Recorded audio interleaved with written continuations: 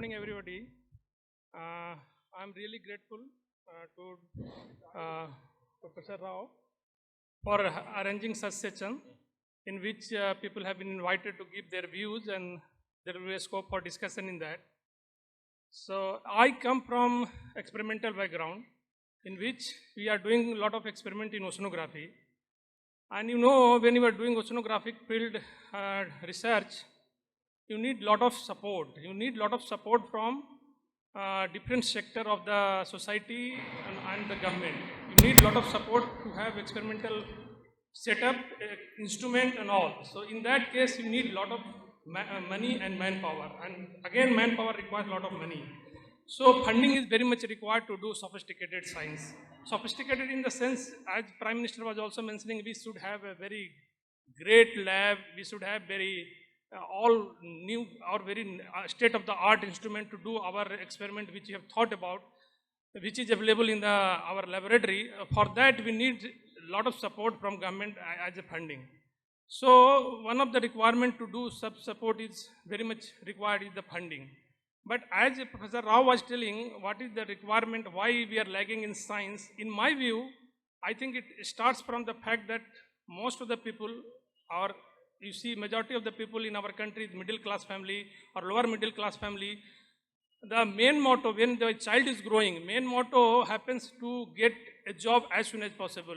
You study in such field where you can get or fetch a very early job so that you can support your family, you can support your family members, because requirement is like that. So where to look for? Means we are looking for a job.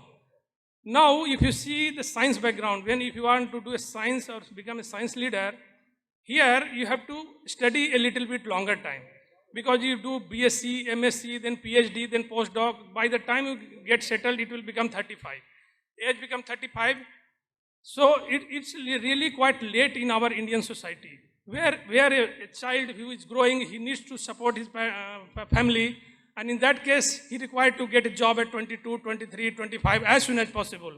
So where it is possible, that is the reason people go for engineering and go for medical and all those things. So I think one drawback or whatever requirement is see, less people coming to science is this middle class family, which is require their support, means children support to grow their family.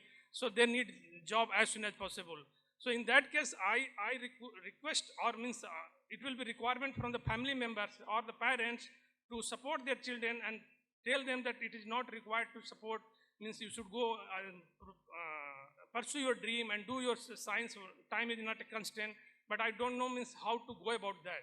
It's really, really difficult to make a balance between requirement and your dream of science.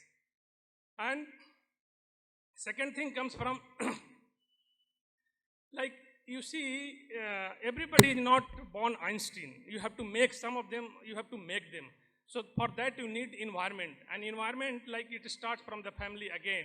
If family members, parents are supporting their kids, encouraging their kids to do science, and then schools are supporting, then college are supporting, and later on when they are going to the research of field, to do the field, government has to support them whatever they want. And again the funding comes in picture. So that way, a lot of support is required in which one can make a genius even if it is not born.